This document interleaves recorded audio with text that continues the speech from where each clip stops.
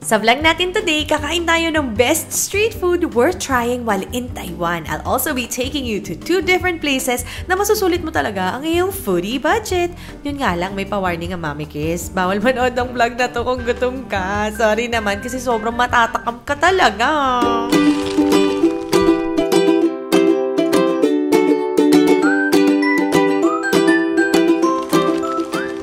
Unang gabi namin dito sa Taiwan at ano pa bang gagawin natin? Gamitin na nga muna natin itong mga cute na mga MRT cards na keychain and design. O diba? This is not the regular card na nakikita natin at nagagamit natin dito sa Pilipinas. Eto, keychain talaga siya. Pwede mong gawing souvenir. Tapos nagdala pala kami ng stroller kasi feeling ko si Liam, baka antukin. Hindi ko ma-enjoy ang aking pag-food trip kapag tinuyo itong bata na to.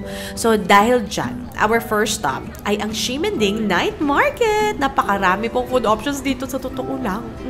And ang una natin titikman, ayan, nabubulol na ako. Ang una nating titikman ay ang sobrang sikat na Xing Fu Tang na brown sugar milk. Now, honest question. Are you thinking na masyadong touristy naman, Mami Chris, yung unang option natin? Pero I feel like it's mandatory na matikman mo to.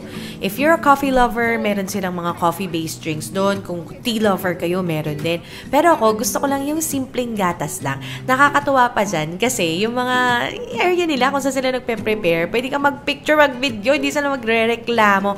And this smells really, really mabango. Sobrang earthy nung amoy. At saka basta ang sarap. Ang sarap ng amoy niya. Nakakatawa kasi nakikita mo talaga sa harap mo kung paano nila i-prepare yung order mo. At ang Mami Kiss nyo nga, ready na tayo umorder. Pumila na ako.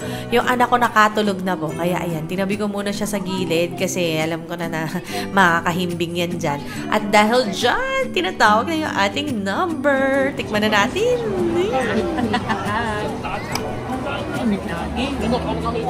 Warm? Gawin natin.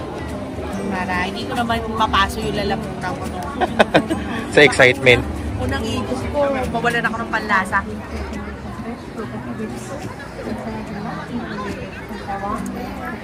Wala lasang tea. Ganun? Gatas lang siya. It is highly recommended din na matry ang Taiwanese fried chicken in combination dito sa drink na to. And syempre, ang Mami Kiss nyo, walang pag-aantay. Talaga sinubuka agad. Kakahango lang yan, girl! Nakakaloka ka! Umusok-usok pa yung bibig ko dito. Pero okay lang kasi meron tayong panulak. May pang-wash down tayo dyan. Sakto lang pala yung anghang niya. Ang sarap ng lasa ng pepper nila. And of course, since nasa Taiwan tayo, dapat masubukan din natin yung stinky tofu. Ito medyo acquired taste to para sa ibang tao. Pero ako kasi, mahilig ako sa mga fermented na mga bagay-bagay. Mahilig ako sa kimchi, sa buro, yung mga ganyan. Tapos ako, hindi ako nababahuan sa kanya, to be honest. Nasasarapan ako sa amoy, sa totoo lang. At eto na nga, ready na tayong pumila at bumili. Actually, kanina ang daming tao dyan. Na magsushoot na kami, ako na lang yung natira. At saka nga pala, paalala lang po, lahat ng mga isi-serve nila dito, napakainit. Mga bagong hango, bagong prito. So, ingat lang po, baka mapasok kayo. So, balikan natin yung lasa nitong stinky tofu. To be honest, masarap siya. Para siyang tokwa. Yun lang. Tokwa na very flavorful. Oo. At saka nagustuhan ko yung pa-side dish na may repolyo. Yun ang masarap talaga para sa akin. At bilang dakilang fan ng mga fish balls, gusto ko sanang bumili na ito. Kaso ang haba ng pila. So, ayan. Marami rin pala nagtitinda doon ng mga sausages. I think sausages, sobrang big thing nito dito sa Taiwan. Iba-ibang flavors. Pwedeng chicken, pwedeng pork, pwedeng beef. At saka pala, pag nagpunta kayo dito sa Ximending Night Market, ang nangingibabaw na amoy dito ay yung amoy perito. Ang sarap panoorin ng mga vendors dito kasi ang efficient nila kumilos. Tapos, ang sasarap ng kombinasyon ng mga ginagawa nila. Eto nga gusto ko sana subukan to itong mga potato balls na to. Kaso nga lang, medyo nabusog na ako dun sa kinain ko. Ang ganda ng skin ni Madam, kaya binidyohan ko siya.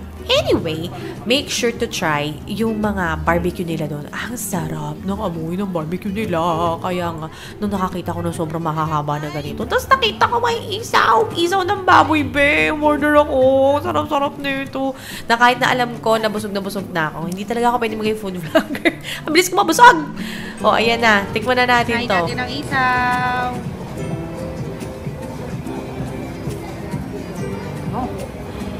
Medyo malamig pala yung weather nitong gabi na to. Kaya kung mapapansin nyo, anything na medyo warm or medyo mainit, talagang nagre-react ang kapaligiran. Umuusok-usok talaga tayo dyan. Oo, at tikman na nga natin yung iba pang mga flavors ng barbecue natin. Ito sinubukan ko. Masarap siya. Masarap siya, babe.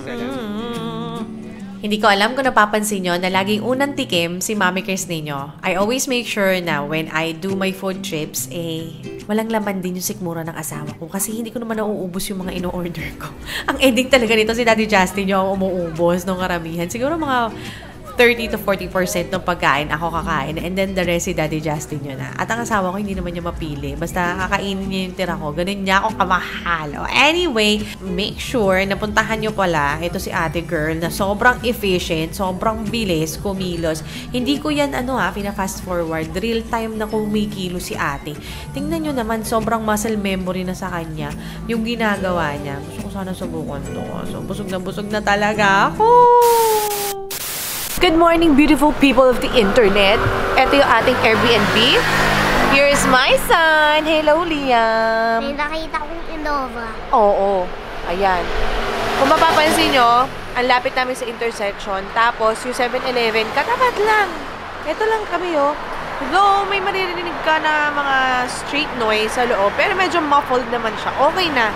Masaya na ako dito. Masaya na ako. Ilalagay ko yung yung link nitong aming Airbnb doon sa description box sa baba. We're just waiting for Daddy Justin. Kasi today, may mga errands tayo. Travel errands. Like, may mga bagay tayo na bibiling sa Daiso to make the place more homey. Punta tayong Taipei 101 kasi medyo maaraw ngayon. At punta tayo sa park. Andito pala kami sa station, inaantay ko ang Daddy Justin ninyo kasi pinabalik ko siya saglit. Gawa na hindi ako sigurado ko, in-unplug ko yung straightening iron na ginamit ko kanina umaga. Baka pagbalik namin, wala na kami mabalik ang Airbnb. So, okay na lang na medyo mag-intay ng konti.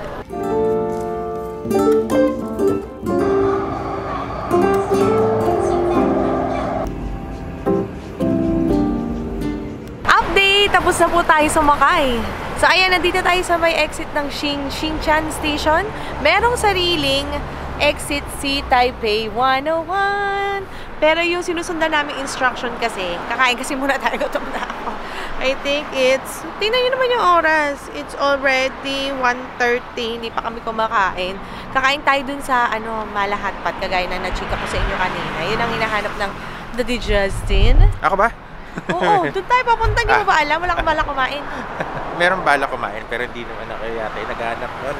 Ikaw yung naghahanap nun. Liam, hi.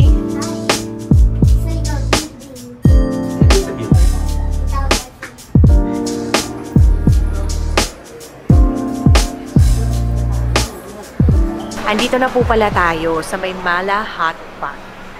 Excited na si Mami Chris ninyo, pero hindi pa tayo makakapasok. Gawa nang wala akong reservation. Kailangan pala pagpupunta kayo dito, meron kayong reservation. Pero nag-walk-in kami, nilista kami alas 3. Meron pa ako siguro mga roughly an hour. 2 o'clock na kaya hindi pa ako makain, katong na ako. So meron pa akong 1 oras para magliwaliw, or ang gagawin ko, magsa-scrapbook muna ako. Si Liam iniwan ko dun sa gilid. Mag-scrapbook muna ako for 1 hour para lang hindi ko maramdaman yung hilo na nararamdaman ko dahil gutom na si Mami Chris niyo. Pero I'm excited! Kakain tayo mamaya!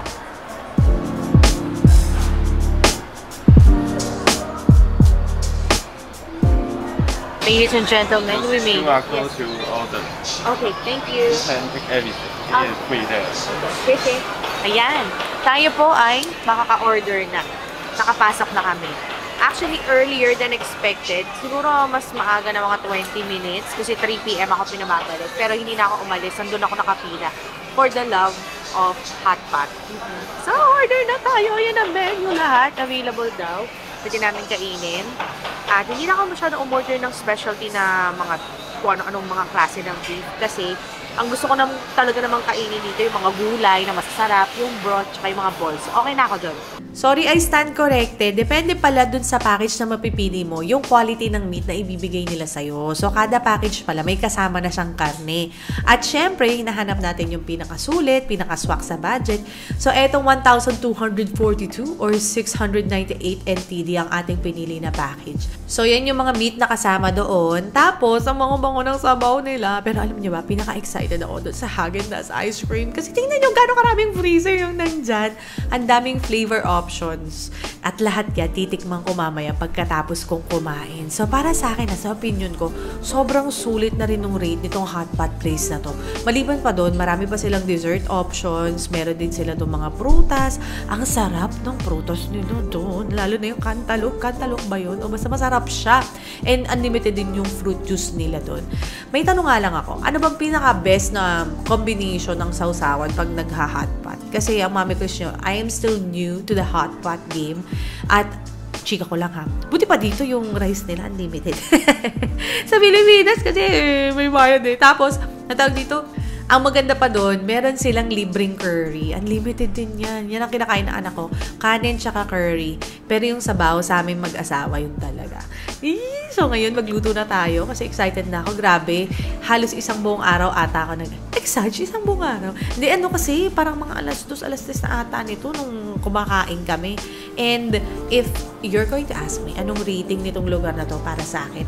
I'm going to give this 100 over 10. Ang dami mong options, ang dami mong choices, ang daming masasarap na pwede mong kainin sa pinakasulit na halaga na 1,242 pesos na. O, diba? So, tikman na natin yung ginawa ko sa usawan. Ang usually ginagawa ko yung peanut, tapos merong soy sauce, tapos may garlic. Ganun-ganun lang. Natatakot ako ilagay lahat, baka hindi mag-match-match yung flavors ng sausawan ko. Pero sabi ko sa inyo, guys, sabi ko sa inyo, don't miss out sa Mala Hot Pot kasi sobrang sarap!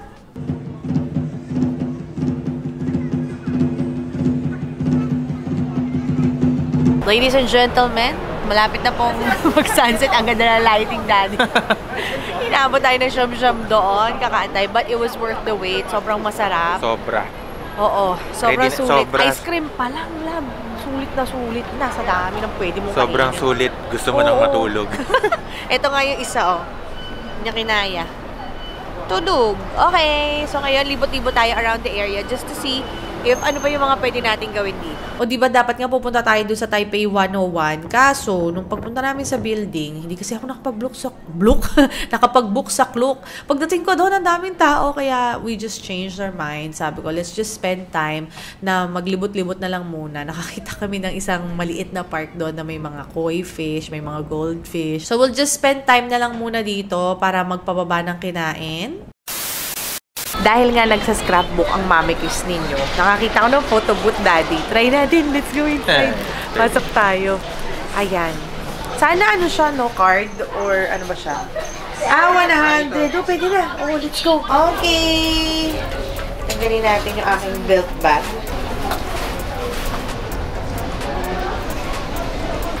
Ganun tayo. Oh! Uy! Dito. Dun sa taas!